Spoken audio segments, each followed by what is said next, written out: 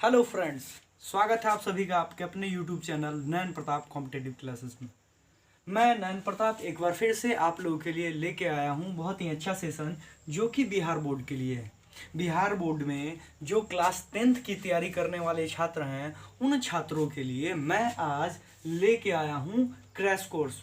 ये फिजिक्स का crash course है, वैसे ही मैं केमिस्ट्री का भी क्रैश कोर्स लाऊंगा और फिर मैं बायोलॉजी का भी क्रैश कोर्स लाऊंगा। इस क्रैश कोर्स में हम क्या पढ़ने वाले हैं?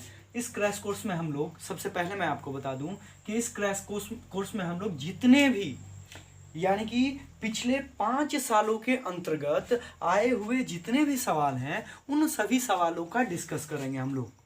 और इसके साथ साथ मैं आपको ये भी बताऊंगा कि कौन सा सवाल हम लोगों के लिए रिलीवेंट रहने वाला है, यानी कि एग्जाम के पॉइंट ऑफ व्यू से बहुत ही ज़्यादा इम्पोर्टेंट है। मैं बता दूं कि जो अपने यहाँ क्वेश्चन बैंक आया करता है, क्या आया करता है? Question bank.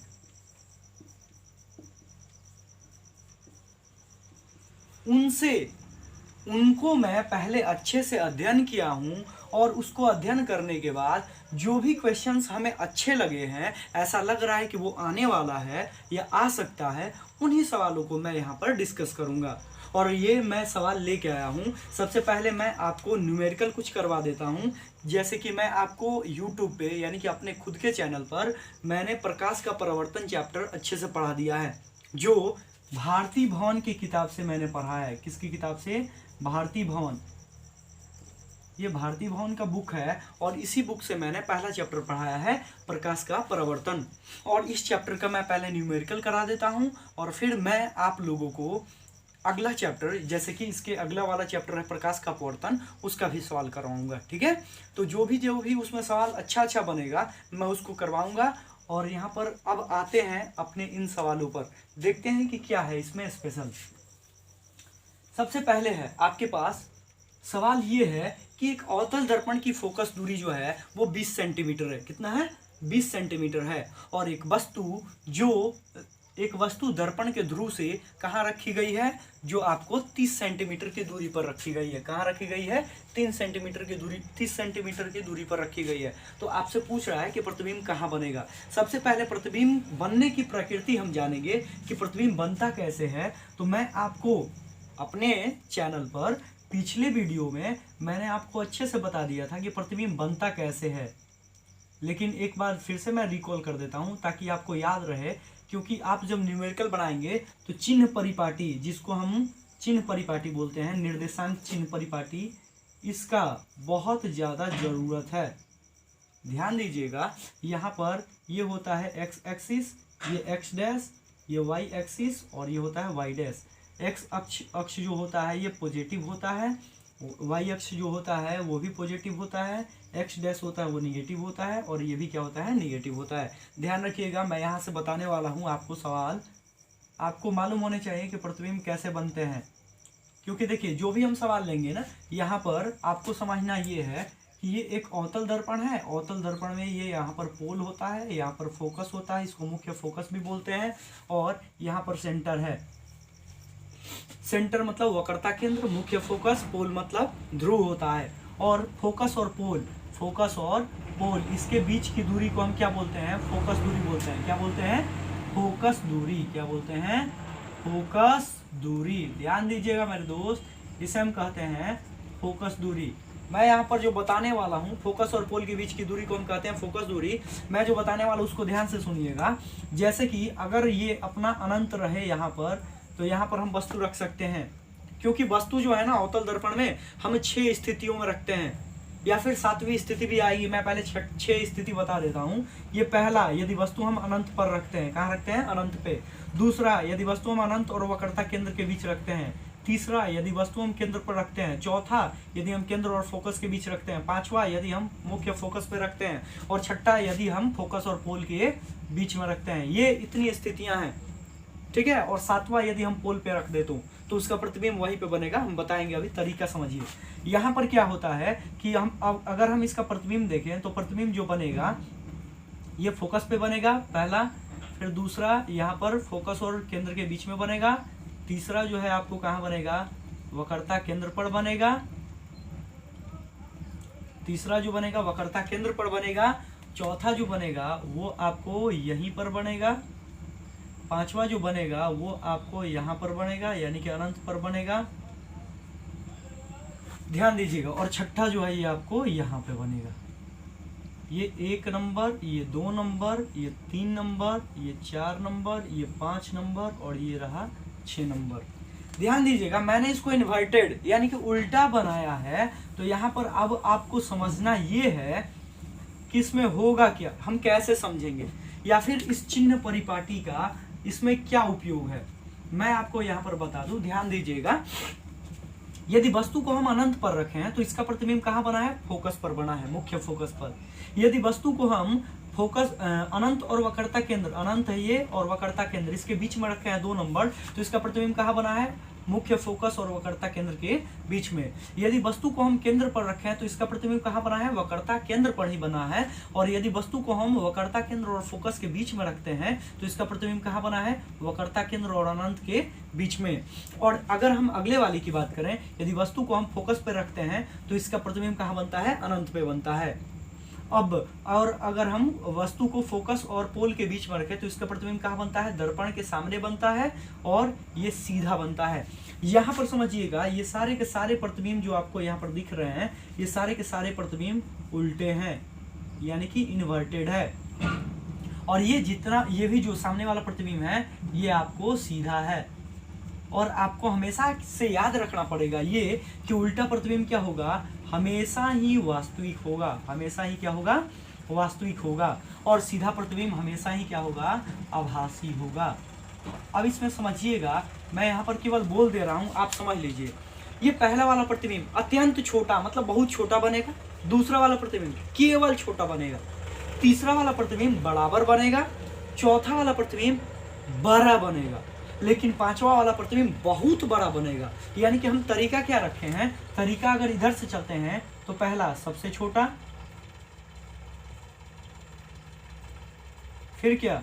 छोटा, माफ कीजिएगा, अच्छा, फिर इसके बाद क्या? बराबर, फिर इसके बाद क्या? बड़ा, फिर इसके बाद क्या? बहुत बड़ा। याद रखिएगा। तो ये तरकीब है आपको याद रखने की, क्योंकि इसमें आप सवाल जो बनेंगे, हम लोग सवाल बनाएंगे, यहाँ पर डिस्कस करेंगे। इसी में आपको एक आ जाता है आवर्धन। तो आवर्धन में आपको समझना पड़ेगा, उसमें वस्तु की ऊंचाई काउंट की जाती है। जैसे कि आवर्धन बराबर होता है h डैश और बट्टे में h होता है। h डैश यानी कि प्रतिबिंब की ऊंचाई और h मतलब क्या? वस्तु की ऊंचाई। वस्तु को हम u से सूचित करते हैं, वस्तु की दूरी को हम u से सूचित करते हैं। ये क्या होता है? वस्तु दूरी। अच्छा, और v क्या होता है? प्रतिबिंब दूरी होता है। और अगर हम बात करें किसकी, अगर हम f की बात करें तो इसे हम कहते हैं फोकस दूरी। ये पहले मैं बता चुका हूं। आप मेरी पिछली वीडियोस को जरूर देखिएगा, उसमें मैं इसको अच्छे से बताया हूं। यहाँ पर थोड़ा सा फास्ट बता रहा हूं ताकि ये सवाल जो है जल्दी से कवर कर पाए। ठीक है, मिटा रहा हूं इसे, बस समझ लीजिए। इसमें क्या होगा कि अगर हम वस्तु की दूरी जो है, जैसे कि अगर हम इसको हम इस पर बैठा दें, इस दर्पण को अगर हम एक्सिस वाले पर बैठा दें तो यहाँ पर क्या होगा? इधर की दूरी माइनस, इधर वाला प्लस, इधर वाला प्लस, इधर वाला माइनस। यानी कि ऐसे हम दूरियां मापते हैं ना। तो यानी कि नीचे जितनी भी प्रतिबिंब दूरियां जो होंगी, ये प्रतिबिंब की दूरी हम किससे मापेंगे? यहाँ वाले एक्सिस से मापेंगे। ये भी माइनस में, ये भी माइनस में, ये भी माइनस में, ये भी माइनस में और ये भी माइनस में। ये सारी दूरी जो है यहाँ से यही वाला दूरी ना मापेंगे। ये यहाँ पर 0 होता है, यहाँ पर क्या होता है? 0 होता है। तो 0 से 1 2 3 4 5 6 ऐसे बढ़ते हैं, माइनस का 1, माइनस का 2, माइनस का 3, माइनस का 4, माइनस का 5, ऐसे इनफाइनाइट तक। तो वैसे ही यहाँ से यहाँ की दूरी मान लीजिए समथिंग होगा, माइनस का 0 1 होगा, चाहे माइनस का 1 होगा। यहाँ से यहाँ की दूरी मान लीजिए माइनस का 2 होगा। तो ऐसे ही प्रतिबिंब दूरी इसमें माइनस होगी। लेकिन सामने वाला जो होता है ये बनता है आपको बड़ा बनता है। किससे बड़ा?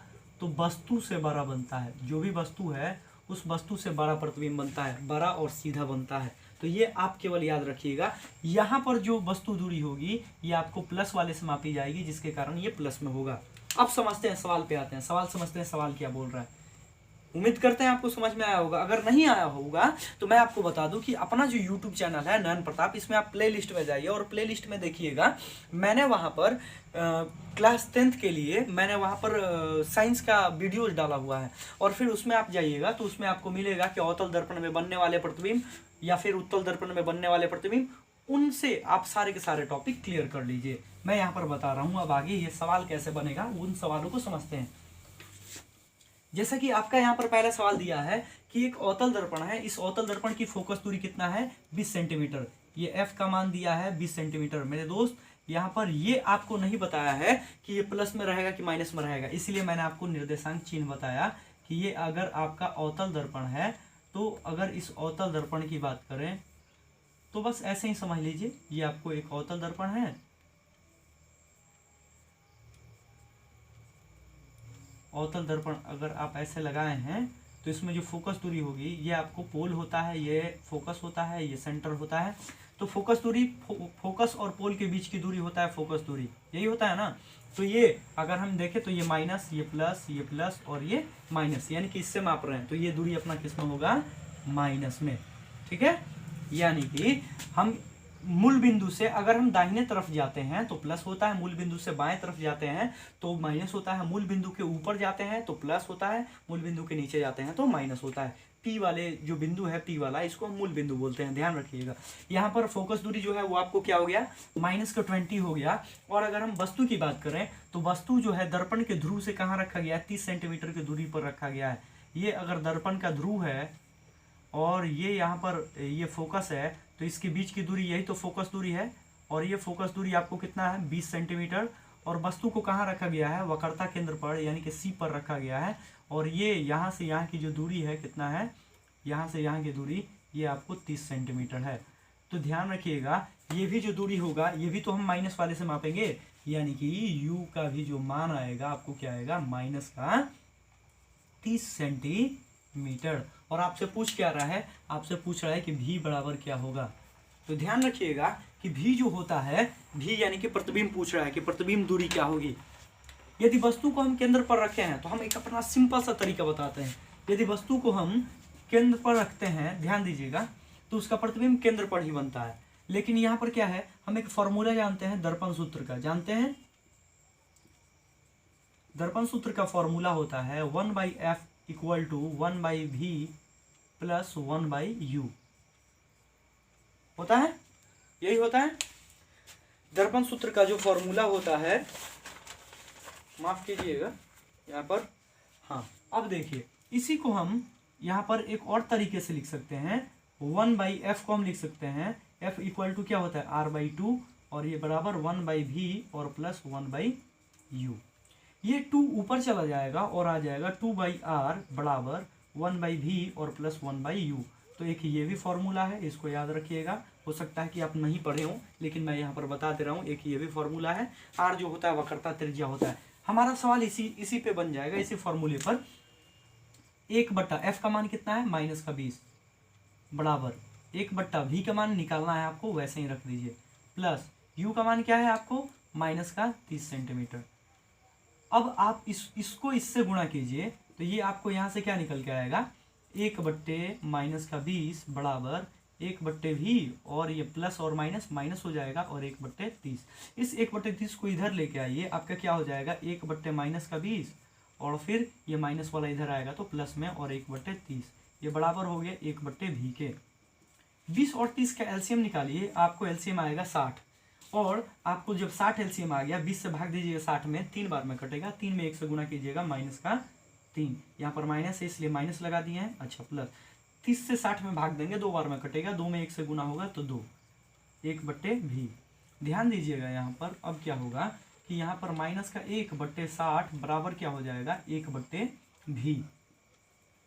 या अब फिर आप क्या कीजिए, आपके पास 2 तरीके हैं, या तो आप क्रॉस मल्टीप्लाई कर दीजिए, तिर्यक गुणन कर दीजिए, या फिर इसको उलट दीजिए। तो हम यहाँ पर उलट ही दे रहे हैं, सिंपल सी बात समझ लीजिए। v को हम कर दिए ऊपर, 1 को कर दिए नीचे, बराबर 60 को कर दिए ऊपर और -1 को कर दिए नीचे, यानी कि सीधे से v बराबर क्या हो जाएगा आपको, -60।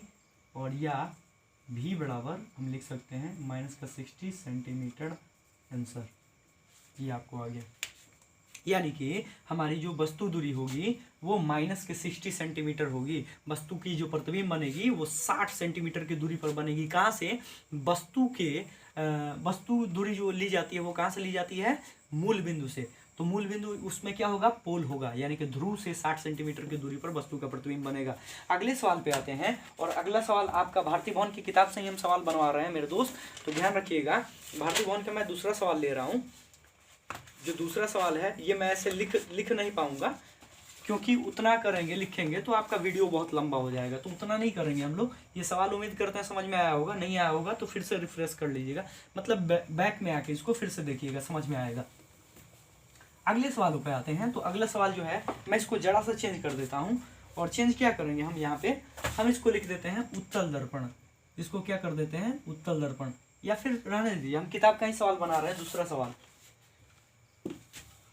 दूसरा जो सवाल है ये मैं किताब से देख के बोल दे रहा हूँ, ये किताब से मैं बोल रहा हूँ। किताब से दूसरा सवाल क्या है आपको, कि किसी अवतल दर्पण के सामने 30 सेंटीमीटर की दूरी पर स्थित वस्तु का प्रतिबिंब दर्पण के पीछे 40 सेंटीमीटर पर बनता है, तो दर्पण की फोकस दूरी निकालिए। ध्यान दीजिएगा, ये 2 नंबर सवाल जो है ये आपको इसमें बोल दे रहा है, क्या बोल रहा है, कि अवतल दर्पण के सामने 30 सेंटीमीटर की दूरी पर स्थित वस्तु है, यानी कि u का मान आपको दे दिया है 30 सेंटीमीटर। 30 सेंटीमीटर की दूरी पर स्थित है वस्तु, और हम जानते हैं कि यदि अपना दर्पण अवतल है तो हम उसकी जो दूरी लेते हैं वो निगेटिव में लेते हैं। अच्छा, और अगला है, जैसे कि यहाँ पर आपको बताया गया है कि वस्तु की प्रतिबिंब दूरी जो है और स्थित है, इस वस्तु का प्रतिबिंब दर्पण के पीछे 40 सेंटीमीटर की दूरी पर बना है, यानी कि यहाँ पर आपको भी का मान दे दिया है कितना? 40 सेंटीमीटर। और हम ये भी जानते हैं कि ये बोल दिया है, क्या बोला है, कि दर्पण के पीछे बन रहा है। तो याद है ना, अभी आपको बताया है प्रतिबिंब अवतल दर्पण में कैसे बनता है। यदि दर्पण के पीछे बन रहा है, ये दर्पण के पीछे बोले तो, अच्छा दर्पण के सामने बोले तो, दोनों का मतलब सेम ही होगा। तो ये दर्पण के पीछे बना है, ठीक है।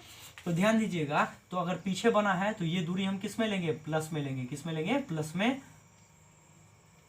और ये वाला माइनस में लेंगे, ठीक है। तो वस्तु हम यहाँ पे रखे हैं और प्रतिबिंब इधर बना है, तो ये हम प्लस में लिए हैं, ये माइनस में लिए हैं, ठीक है। अब ध्यान दीजिए, इधर क्या है, ये प्लस का हो गया, और आपसे पूछ रहा है कि एफ का मान क्या होगा। ध्यान दीजिएगा, फॉर्मूला वही रहेगा, 1/f बराबर 1/v और प्लस का 1/u, ठीक है। 1/v का मान जो है क्या है आपको यहाँ पर दिया गया है, 1/v का मान 1/40, और ये रहता है प्लस, और ये है 1/u का मान कितना है? माइनस का 30, और माइनस का प्लस में गुना होगा तो क्या हो जाएगा? फिर से क्या हो जाएगा मेरे दोस्त? ये हो जाएगा माइनस और प्लस माइनस, तो माइनस का 1/30 और फिर है 1/40, और इन दोनों का जब हम एलसीएम निकालेंगे तो एलसीएम आएगा 120। कितना आएगा? 120। 40 यहाँ का 40 से 3 बार में कटेगा, 3 में 1 से गुना तो 3 ही होगा, और माइनस 3 से 3 चौका 12, यानी कि 4 बार में कटेगा, और 4 से 1 में गुना करेंगे तो 4 ही आएगा, यानी कि 1/f बराबर ये माइनस का 1 और अपॉन में 120। ये आप फिर से यहाँ पर वही तरीका लगा सकते हैं, 120 में 1 से गुना कीजिए या f में माइनस का 1 से गुना कीजिए। तो वैसे करने से अच्छा है कि हम इसको उलट ही देते हैं, और जैसे ही उल्टेंगे तो f चला जाएगा ऊपर, बट्टे में है 1 बराबर 120 चला जाएगा ऊपर, और ये माइनस का 1, या फिर f बराबर माइनस का 120 सेंटीमीटर, यानी कि फोकस दूरी आपको क्या निकल के आती है? माइनस का 120 सेंटीमीटर। आते हैं अगले सवाल पे। अगला सवाल जो है आपको फिर से मैं भारतीय भवन का लेने वाला हूँ ये सवाल, ध्यान दीजिएगा। वीडियो को पॉज करके आप देखते रहिएगा, वीडियो लंबा हो जाएगा इसलिए मैं जल्दी जल्दी पढ़ा रहा हूँ। देखिए अगला सवाल जो है वो मैं आपको यहाँ पर दिखा दे रहा हूँ। अगला सवाल जो यहाँ पर लिखा है 3 नंबर सवाल समझिए। एक उत्तल दर्पण है, इस उत्तल दर्पण की वक्रता त्रिज्या आपको कितना है? 12 सेंटीमीटर है, और दर्पण से 12 सेंटीमीटर की दूरी पर स्थित वस्तु का प्रतिबिंब कहाँ बनेगा, यही पूछ रहा है क्या? एक उत्तल दर्पण है, इसकी वक्रता त्रिज्या 12 सेंटीमीटर है, और दर्पण से 12 सेंटीमीटर की दूरी पर स्थित वस्तु का प्रतिबिंब कहाँ बनेगा। ध्यान दीजिएगा, इस सवाल में पहला तो बात ये बोल दिया है 3 नंबर में कि दर्पण हम कौन सा लिए हैं? उत्तल। कौन सा लिए हैं? उत्तल।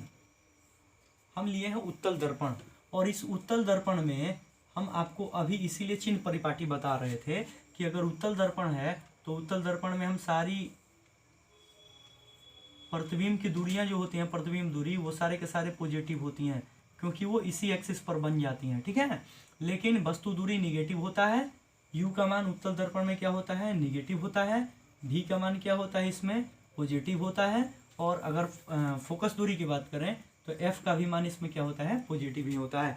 तो ध्यान दीजिएगा सवाल क्या बोल रहा है कि उत्तल दर्पण की वक्रता त्रिज्या आर का मान दिया है 12 सेंटीमीटर और इसमें वक्रता त्रिज्या जो होगा वो भी क्या होगा, आपको पॉजिटिव ही होगा। तो यहाँ पर दिया गया है कि वक्रता त्रिज्या जो है वो 12 सेंटीमीटर है, तो प्लस का है।